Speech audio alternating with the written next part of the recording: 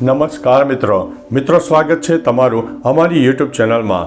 આજની વિડીયોમાં વાત થશે આજે તારીખ 18 ડિસેમ્બરથી લઈને 31 ડિસેમ્બર સુધી ગુજરાતમાં કેવું રહેશે હવામાન। શું આવનારા દિવસોમાં ગુજરાતમાં હજુ પણ આવીને આવી ઠંડી રહેશે? શું છે ઉત્તર ભારતની પરિસ્થિતિ?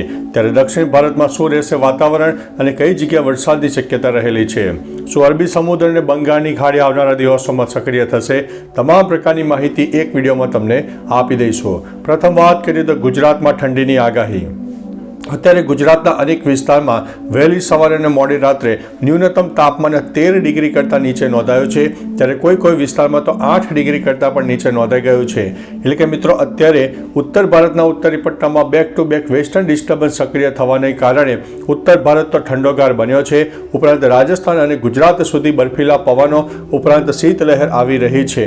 એટલે કે મિત્રો અત્યારે ઉત્તર ભારતના લેહ લદ્દાખ સહિત અનેક વિસ્તારમાં -13 ડિગ્રી સુધી ન્યૂનતમ તાપમાન પહોંચી ગયું છે। બીજી તરફ ગુજરાતના અનેક વિસ્તારમાં હજુ પણ 31 ડિસેમ્બર સુધીમાં જોરદાર ઠંડીનો માહોલ રહેશે। અનેક વિસ્તારમાં 10 ડિગ્રી કરતાં પણ નીચે ન્યૂનતમ તાપમાન રહી શકે છે।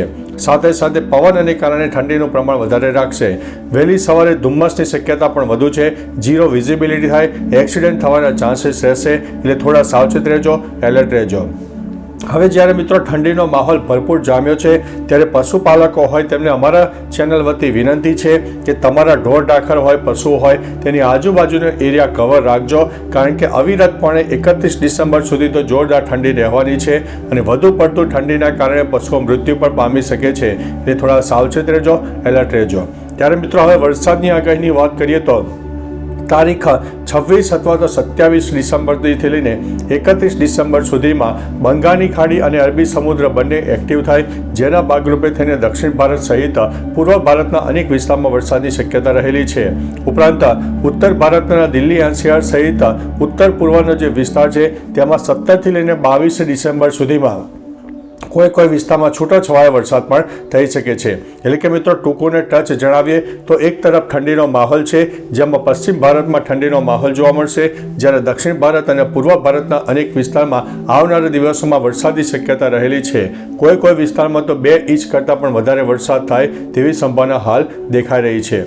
આ બધી સિસ્ટમોને કારણે ગુજરાતમાં પણ આંશિક વાદળોનો રાઉન્ડ જોવા મળી શકે છે, પરંતુ વરસાદની શક્યતા હાલ પૂરતી નહીવત છે। કોઈ નવી સિસ્ટમ સક્રિય થશે અને ગુજરાતને અસર કરશે તો તમામ પ્રકારની માહિતી આપણા વિડીયોના માધ્યમથી તમને આપી દઈશું। બાકી મિત્રો હવે 31 ડિસેમ્બર સુધી તો ચોક્કસથી એક જોરદાર ઠંડીનો માહોલ જોવા મળશે અને ન્યૂ યરમાં પણ એટલે કે 1થી લઈને 15 ડિસેમ્બર સુધીમાં પણ એક ઠંડીનો માહોલ પણ જોવા મળનારો છે। બાકી મિત્રો તમારા વિસ્તારમાં તાપ તડકો ઉગાડ ગયો છે? ગરમીનું પ્રમાણ કેટલું છે? ઠંડીનું પ્રમાણ કેટલું છે? શું આંશિક વાદળોનો રાઉન્ડ છે? ધુમ્મસનું પ્રમાણ કેટલું છે?